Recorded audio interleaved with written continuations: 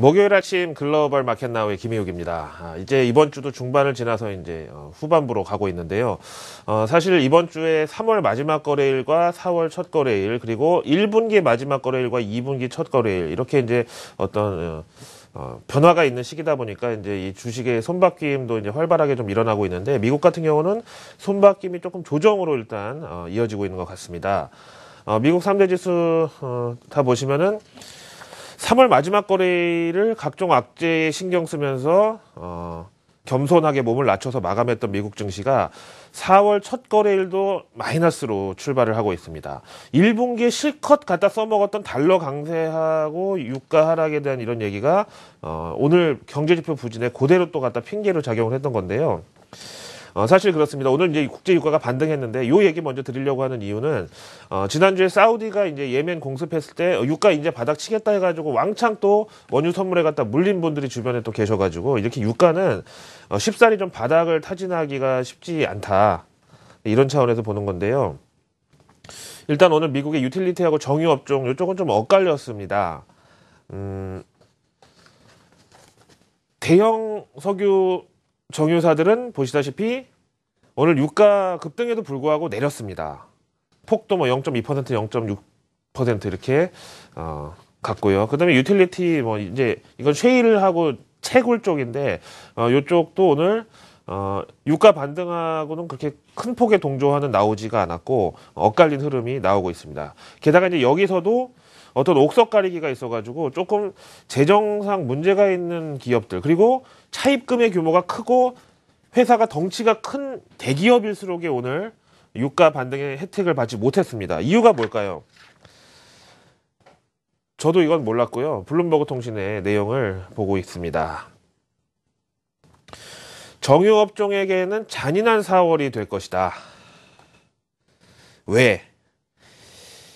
바로 이제 여신 만기 연장이 수술대에 오른다는 건데요. 4월 달에 이 오버라이드 해야 되는 이쪽 정유업계, 채굴업계, 앞에서 보신 정유하고 유틸리티 업종의 시기가 4월 달에 몰려 있는데, 은행권들이 아무래도 기존 이제 이 대출 만기 분량의 한 30% 정도는 삭감할 것으로 이렇게 지금 얘기가 나와서 또 정유업계가 지금 긴장을 하고 있다는 소식이 나왔습니다.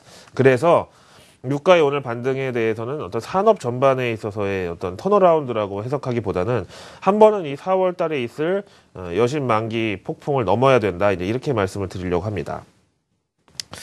자, 그 다음에 이제 항상 미국의 공식 고용 보고서는 매월 첫째 주 금요일 날 나오고, 거기에 이틀 앞서서 나오는 게 ADP 민간 고용 보고서죠. 그러다 보니까 당연히 어떤 예고 편격의 역할을 하긴 하는데요. 이번에 수치가 좀 형편없이 나왔어요. 최근에 이제 미국의 연준 바로미터 세 가지, 실업률, GDP, 인플레, 셋 중에서 가장 어쨌든 이 원탑이었던 것은 항상 고용이었는데, 고용이 이번에 꺾여버렸단 말이에요. 18만 9천 건을 기록해가지고 이제 ADP는 20만 건은 기본이고, 그 다음에 미 정부 고용 보고서는 한 30만 건 정도는 돼야 이제 조금 박수를 받을 만한 그런 분위기가 완전히 반전이 됐고요. 예상치에 비해서 한 30% 이상 미달이 됐습니다. 게다가 한파와 폭설로 안 좋았다고 했던 전달 2월에 21만 4천 건보다도 내려갔고요. 여기 이제 보시면 종업원 1명에서 50명 미만의 소상공인 일자리가 10만 8천 건 늘어났는데, 이제 보통 이거는 연말 쇼핑 시즌에 동네 뭐 레스토랑이라든가 아니면 뭐 잡화점, 소매점 이런 데 이제 고용이 늘어나는 경향이 있기 때문에 연말 쇼핑 시즌 끝나고 백투스쿨 시즌도 끝나고 지금 이렇게 크게 늘어날 시기는 아니었기 때문에 이것까지는 괜찮은데, 보시다시피 종업원 500명 이상의 대기업 일자리가 19,000건밖에 증가를 안 해가지고 중소기업의 4분의 1, 소상공인의 8분의 1 정도의 아주 부진한 고용 증가를 기록했습니다. 왜일까요? 2월 달에 이제 날씨 탓이라고 했지만 이제는 3월이 되면서 나름 풀렸지만, 날씨 탓 외에도 달러 강세와 유가 하락으로 이제 주로 시총도 크고 이렇게 직원 수도 500명 이상 많은 정유사, 다국적 기업, 이런 주로 대기업들이 일자리를 늘리기가 좀 힘든 환경이었다는 점을 주목할 필요가 있겠고요. 그 다음에 이제 이거는 업종에서도 드러나는 게, 어차피 항상 미국은 서비스업이 제조업보다 고용 증가 폭이 컸는데, 앞에서 말씀드린 대로 지금은 특별히 유통소매라든지 서비스 업종의 고용이 늘어난 시기는 아니었고요. 3월 달에. 그러다 보니까 이제 서비스 업종이 당겨주지도 못한 상황에서 제조업이 겨우 5천 건밖에 증가를 안 했는데 그나마 건설에서 17,000건 증가해 준 거를 여기서 마이너스로 잡아먹었다. 이것도 역시 이제 셰일 오일 이쪽에 영향이 있겠죠. 그 다음에 표를 보시면은 2014년 1월 이후 거의 1년 3개월 만에 처음으로 20만 건을 하회한 부진한 성적이었습니다. 이 표를 보시면은요, 이제 왜 ADP 민간 고용이 중요하냐면은, 보라색 선이 이제 논수함 페이롤, 미 정부 공식 고용 보고서고요. 그 다음에 회색 선이 ADP 고용인데 지금 거의 추세는 같이 가잖아요. 근데 여기서는 이렇게 좀 갭이 발생을 했긴 했는데, 요거를 논수함 페이롤, 그러니까 BLS 지표가 내려오면서 맞출 공산이 커졌다. 이렇게 일단 단기적으로는 해석이 되겠죠. 어떤 유의성을 보기에는 선이 너무 두껍다고 비판하시는 분들도 있는데 어쨌든 추세 자체는 저렇게 동행을 한다는 걸 보셨으면 됐다고 보고요. 자, 그러다 보니까 이번 주 금요일 밤에 우리 시간으로죠, 발표될 미 고용 보고서에 대한 어떤 불확실성은 점점 더 커져가고 있습니다. 미궁 속으로 이번에 이제 정부 고용 보고서 이 예상치를 보면은 비농업이 24만 8천 명 고용 증가를, 그 다음에 실업률이 5.5%로 전달과 동일할 것으로 예상을 하고 있는데 ADP가 저렇게 나오다 보니까 컨센서스를 낮춰잡기에는 시간이 너무 얼마 안 남았고요. 그렇다고 이제 지금 시간이 없어도 확실하게 BLS에 대해서 어떤 이제 하향 전망을 뚜렷하게 볼 만한 뭔가가 있으면 또 그러겠는데 그러기에는 좀 헷갈리는 상황이고, 그런데 또 변수가 뭐냐면은요, 미국의 이번 주 금요일이 성금요일로 휴장일이란 말이에요. 근데 이제 지금까지 휴장일에 발표가 됐었던 이 고용지표가 열 몇 번 있었는데 그럴 때는 항상 미 증시의 변동폭이 굉장히 작았었대요. 그 다음 주 월요일 날 아무래도 반영이 되다 보니까. 그래서 이번에 결과가 만약에 부진하게 나오거나 아니면 예상치를 크게 실망시키더라도 휴장일이다 보니까 다음 주 월요일 날 봤을 때는 주말 지나고 나니까 그 제 아무리 안 좋은 지표여도 에이, 뭐 그런 거지 뭐 이렇게 나올 가능성이 있다. 그래서 이제 각종 변수가 출현을 했지만 그럼에도 불구하고 연준 금리 인상이 어떤 지장을 주지는 못할 것 같다라는 게 현재 업계의 어떤 시각입니다. 됐고요. 자, 그러면 이제 연준이 항상 내세우는 것 중에서 이제 시간당 임금이 중요하다 뭐 이렇게 얘기가 있는데 여기에 또 하나의 이제 밑줄을 그을 만한 소식이 나왔습니다. 맥도날드, 우리나라로 치면 김밥 천국, 가장 기본적인 먹거리에 해당이 되고요. 햄버거 미국에서요. 그다음에 뭐 글로벌리 봐도 뭐 신흥국이면 신흥국, 선진국이면 선진국 다 이제 이런 역할을 하죠. 그러다 보니까 이제 맥도날드가 가지고 있는 위상이 상당히 큽니다. 경기가 안 좋을 때는 경기 방어주 역할을 하고, 그 다음에 소비 경기가 살아날 때는 이런 데서부터 먼저 치고 올라간단 말이에요. 근데 그 맥도날드가 9만 명의 직원을 대상으로 해서 시급을 $1 정도 인상하고, 최근에 이제 휴가에 대해서는 급여를 지급 안 했는데 유급 휴가도 주는 것을 고려 중에 있다. 이거는 이제 오바마 대통령의 지난 뭐 연두교서에서도 있었지만 어떤 이제 뭐 워싱턴의 압박에 따른 걸 수도 있고, 그 다음에 지금 미국의 실업률은 5.5%면 상당히 훌륭한데 실물 경제의 어떤 효과는 그렇게 크지 않은 게 바로 기업들의 시간당 임금을 올려주지 않는 이런 거에 대해서 어떤 시금석이 될 수 있다. 맥도날드라는 기업이 가진 상징성을 봤을 때. 그래서 고용의 질 향상이 아주 중요한 첫걸음이 아니냐 이렇게 얘기를 하고 있습니다. 자, 이제 고용에 대한 얘기는 여기서 그만 마치고요. 그 다음에 이제 오늘 나온 펀더멘탈 지표들을 빠르게 체크해 보겠습니다. 먼저 ISM 제조업 지수입니다. 이것도 이제 다른 PMI와 마찬가지로 50선을 기준으로 해서 경기 확장이냐 위축 국면이냐를 판단하게 되고요. 지금 연말에 조금 슈팅을 했다가 많이 떨어져가지고 50 초반까지 왔습니다. 근데 예상치 52.5를 못 미쳤고요. 전월보다도 또 안 좋은 51대가 나왔습니다.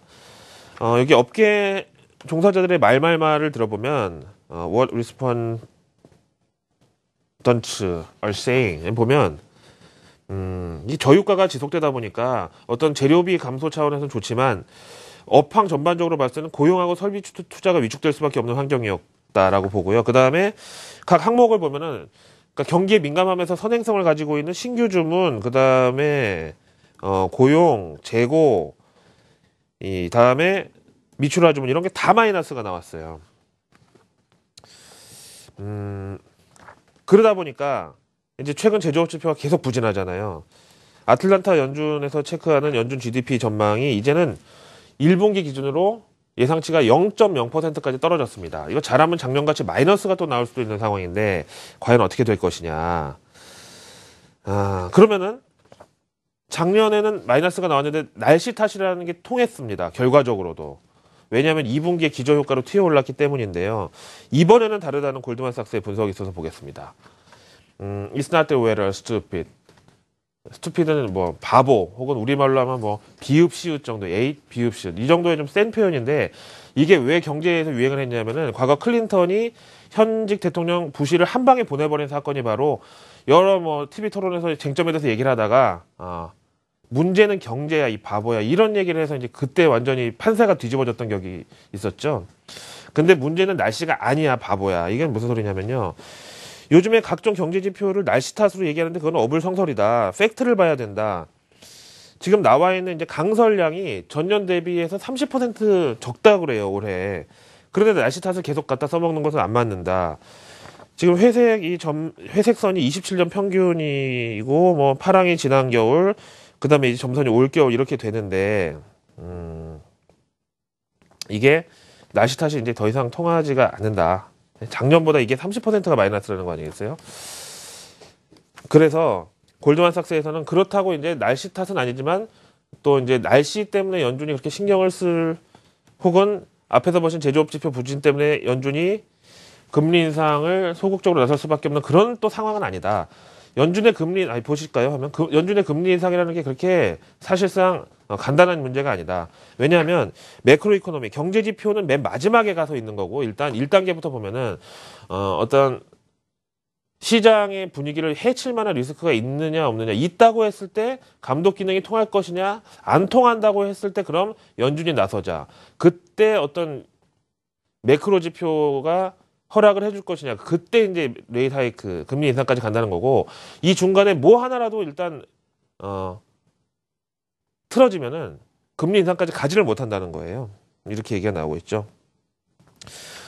자, 앞에서 제조업 지표도 보셨고 고용 지표도 보셨고 이제 뭐 연준에 대한 시각도 이제 시장의 스펙트럼을 한번 보셨는데 이제는 저도 머리가 복잡해지는 게요. 매월 FOMC가 있을 때마다 즈음 해가지고 시장이 이제 숏포지션으로 패면서 명목상으로는 불확실성에 대한 대처라고 했지만 연준을 압박하고 일종의 이제 자해공갈격으로 연준의 매파적 흐름을 막으려는 그런 시도가 FOMC 때마다 있었는데 이제는 앞에서 보신 대로 경제지표 나올 때마다 달러 강세 때문이라고 하면서 연준을 압박하고 이제 앞으로 1분기 어닝 시즌도 앞두고 있는데 기업 실적 대기업들 나올 때마다 또 달러 강세 가지고 연준을 어떤 이제 이 공격성 컴플레인이 나올 수 있겠구나. 그러면 얼마나 시장이 또 피곤하고 여기에 또 시달리겠습니까? 이런 생각이 드네요. 그 다음에 조금 대승적인 통계를 한번 보면서 생각을 해볼까요?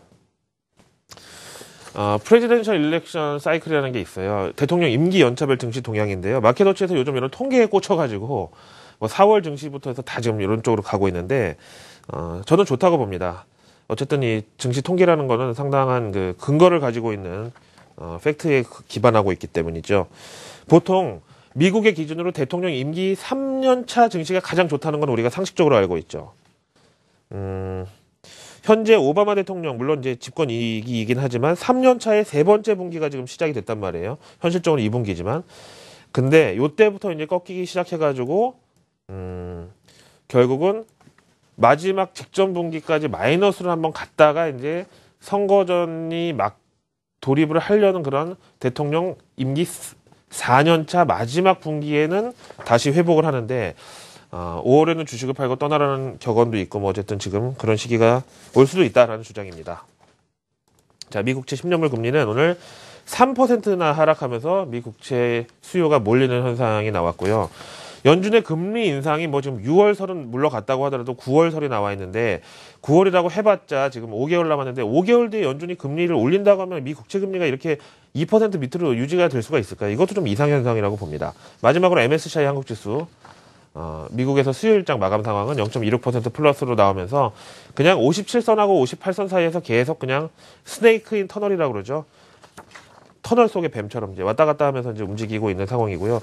이런 상황에서 외국인이 한국 증시 어떤 방향성을 우나 우상향이나 뭐 좌하향이나 이렇게 좀 당겨주는 주도적인 역할을 하지 않을 것으로 어제처럼 그냥 외국인은 기계적인 장중 대처를 할 것이다. 이제 이렇게 보는 게 좋다고 일단 생각하고요. 하하, 참. 이번 주 금요일 밤에 고용지표가 나오는데 또 미국이 그날 휴장일이란 말이에요. 좀 이번 주 후반으로 갈수록 불확실성의 어떤 이 확대는 우리가 감내해야 된다고 봅니다. 목요일 아침 글로벌 마켓나우의 김희욱이었습니다.